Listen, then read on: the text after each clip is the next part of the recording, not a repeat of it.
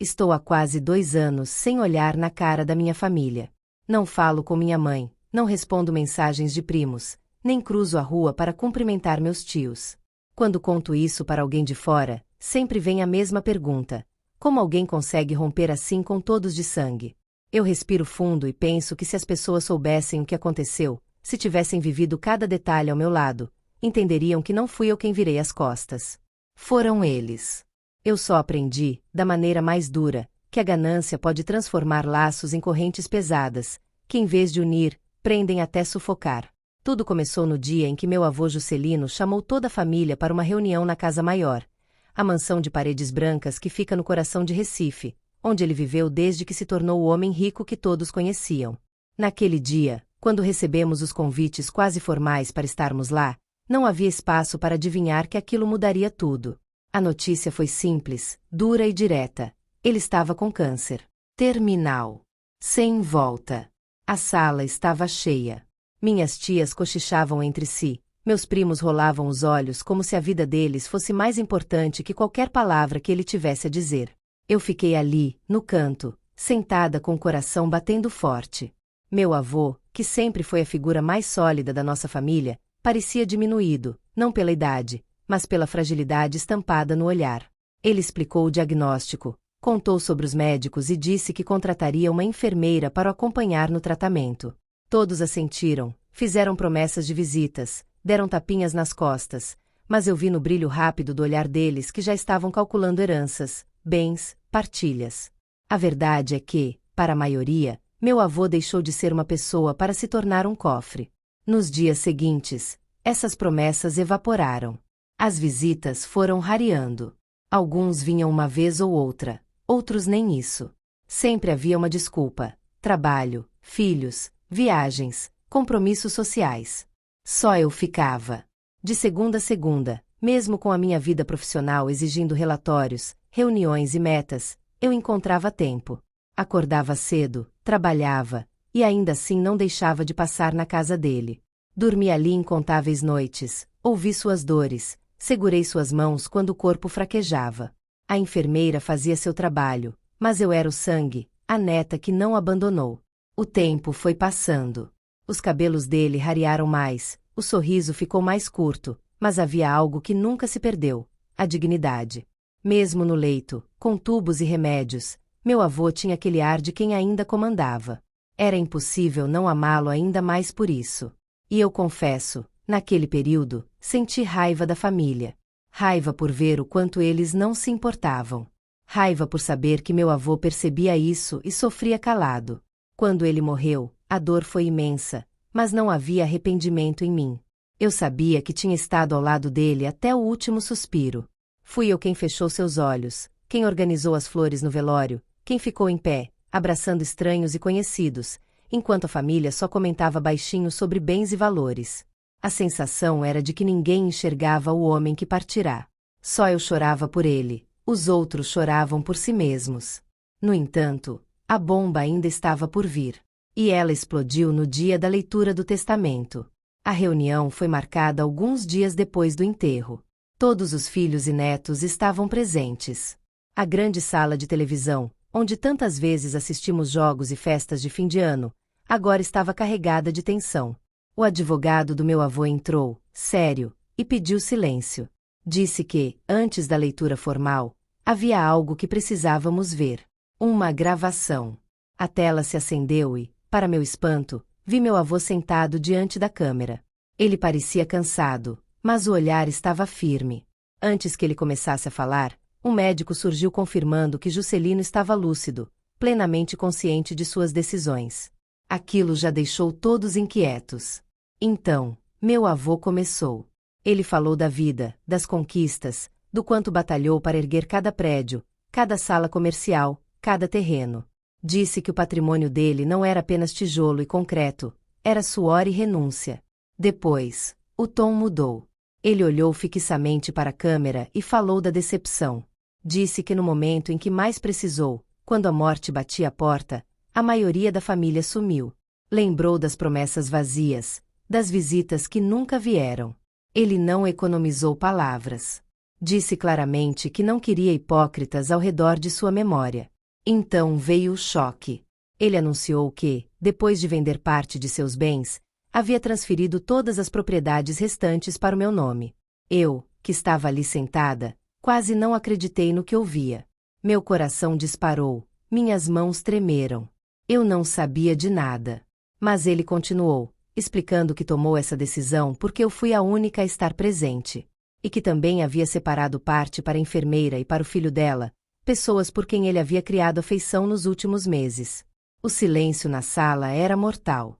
Quando o vídeo acabou, o advogado confirmou tudo em documentos. Foi o início da guerra. Meus tios começaram a gritar, meus primos se levantaram indignados. Mas a facada mais dolorida veio da minha própria mãe. Justina se virou para mim, com os olhos cheios de fúria, e disse que eu era uma cobra, uma sonsa, uma falsa. Que eu havia enfeitiçado o pai dela, que eu havia roubado tudo. E que, a partir daquele momento, eu não era mais filha dela. Eu fiquei paralisada. A dor das palavras dela foi mais cortante do que qualquer outra coisa. Ali, no meio de toda a família, percebi que estava sozinha. Com herança, com propriedades, mas sem mãe, sem laços, sem apoio. Depois daquele dia, nada mais foi igual. Eu saí daquela casa sem trocar palavras, sem sequer olhar para trás. A cena da minha mãe me chamando de cobra ecoava como um pesadelo. Dormi pouco nas semanas seguintes, com a cabeça cheia de vozes. As acusações, os olhares atravessados, as promessas de processos e brigas judiciais. Mas havia também a lembrança do vídeo do meu avô. E essa lembrança foi a única coisa que me manteve firme. Ele havia feito uma escolha. Não por acaso, mas por convicção. O advogado me chamou algumas vezes para tratar da documentação. Foi aí que a realidade se impôs com força. Eram dezenas de imóveis, salas comerciais, terrenos e participações em empreendimentos. Algo tão grande que me assustou. Eu, que até então era apenas uma consultora administrativa de uma empresa mediana, me vi com um império nas mãos. E junto desse império, uma família inteira disposta a me destruir. Vieram os processos. Tios, primos, todos alegando que eu havia manipulado o meu avô. Tentaram contestar a lucidez dele, mas o vídeo com o médico presente era uma muralha difícil de derrubar. Ainda assim, prolongaram tudo por meses, talvez na esperança de que eu desistisse, que abrisse mão de parte em troca de paz. Mas eu não desisti. Passei noites estudando documentos, aprendi termos jurídicos que nunca pensei em saber, sentei em mesas de reuniões com advogados que me olhavam como se eu fosse apenas mais uma herdeira mimada. Precisei provar que era capaz de administrar, de resistir, de não me dobrar. Enquanto isso, a relação com minha mãe se despedaçava. Justina não voltou atrás nas palavras. Disse a vizinhos que eu tinha roubado, que eu não merecia nada. Ela se alimentava do veneno que os irmãos despejavam sobre mim, repetindo como verdade absoluta. O que mais doía era lembrar de todas as vezes em que estive ao lado dela, tentando ser uma boa filha, tentando agradar. De repente, eu não era mais nada. E entre tudo isso, havia o vazio da casa. A mansão onde meu avô morreu era agora minha casa. Cada cômodo carregava lembranças. O escritório onde ele escrevia, a varanda onde tomava café, o quarto onde passou seus últimos dias. Eu caminhava por ali e sentia um nó na garganta. Muitas vezes chorei em silêncio, não pela herança, mas pela falta dele. Foi nesse período que tomei uma decisão. Não iria transformar aquilo em apenas riqueza. Se meu avô confiou em mim, eu precisava honrar. E foi assim que dei início a uma nova vida. Largar meu emprego não foi fácil. Eu havia batalhado anos para conquistar espaço como consultora administrativa. Mas diante do tamanho da responsabilidade, não havia escolha. Pedi demissão, assumi oficialmente a gestão dos bens e comecei a me cercar de pessoas que pudessem me ajudar. Contadores, administradores, advogados. Formei uma equipe pequena, mas competente. E, aos poucos, aprendi a lidar com números ainda maiores do que os que já conhecia. Foi nesse momento que tomei outra decisão importante. Convidei a enfermeira que havia cuidado do meu avô e o filho dela para morarem comigo na mansão. Eles já tinham recebido a parte que o meu avô deixou para eles, mas eu sentia que precisava estar cercada de pessoas verdadeiras, que haviam sido parte do último ciclo de vida dele. Aquela mulher, que tantos desprezaram, foi quem segurou as dores, quem acordou nas madrugadas, quem enfrentou comigo as crises. E o filho dela, um menino de 10 anos, enchia a casa com uma alegria que eu não via desde a infância. Com eles ali, a mansão deixou de ser apenas um monumento ao vazio. Voltou a ter risadas, cheiros de comida simples, vozes vivas. Não era família de sangue, mas era família que o coração reconhecia. Enquanto isso, a guerra jurídica chegava ao fim. Depois de muitas tentativas, todos os processos foram arquivados. O testamento permaneceu intocado. E, como era de se esperar, o silêncio da fúria foi substituído por tentativas de aproximação. Primeiro vieram mensagens curtas de alguns primos, fingindo saudade. Depois, visitas inesperadas, convites para cafés, conversas atravessadas tentando chegar ao ponto que realmente importava: dinheiro. Alguns pediam ajuda direta, outros sugeriam investimentos conjuntos. Mas eu já havia decidido, não daria um centavo a ninguém. Minha mãe, porém, não desistia de me ferir. Ela não me procurava com amor, mas com rancor.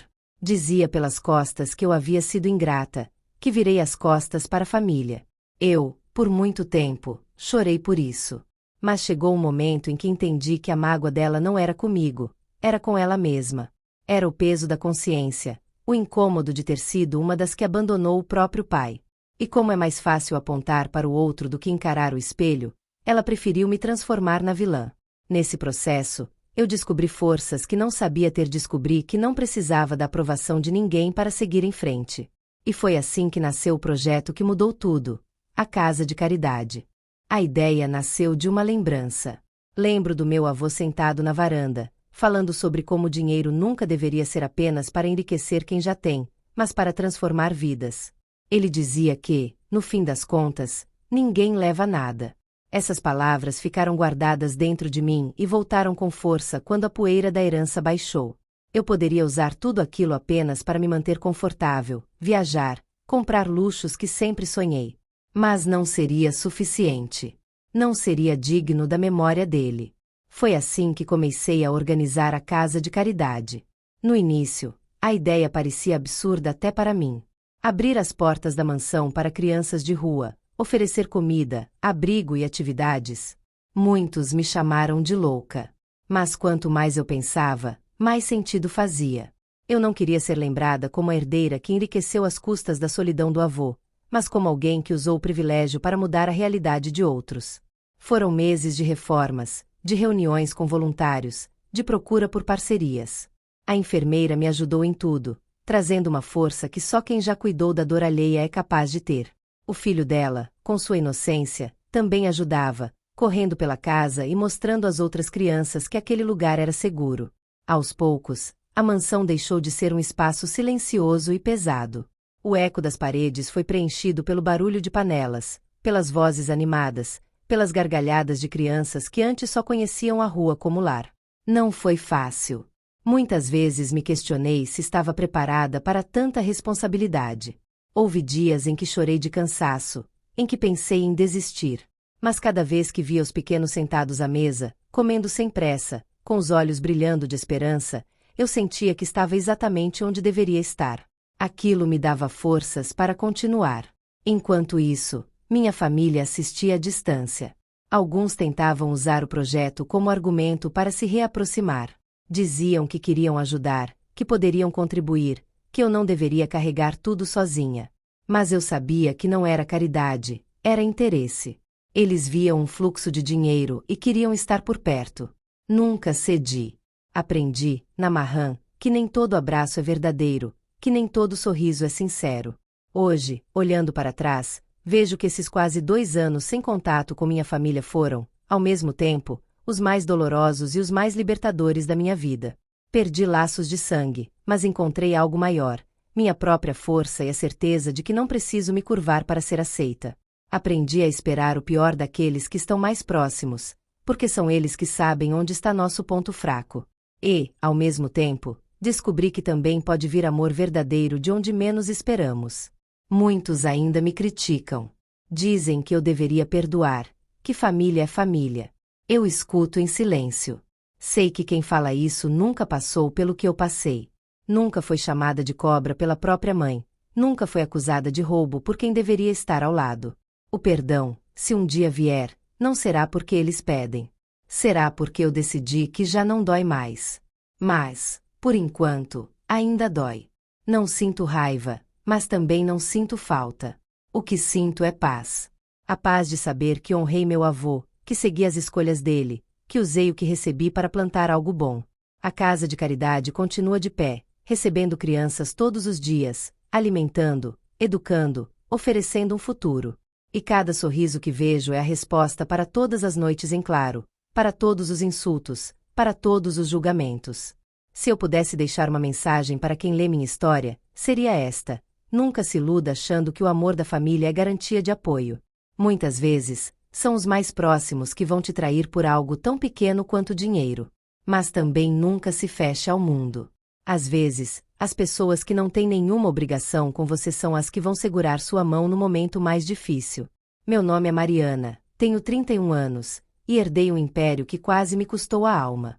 Mas hoje entendo que a maior herança que meu avô deixou não foi feita de tijolos nem de cifras. Foi a coragem de enfrentar a verdade, a liberdade de recomeçar e a chance de transformar dor em esperança. E se ainda estou sem falar com minha mãe, meus tios, meus primos? Sim, estou. Mas pela primeira vez, não sinto falta.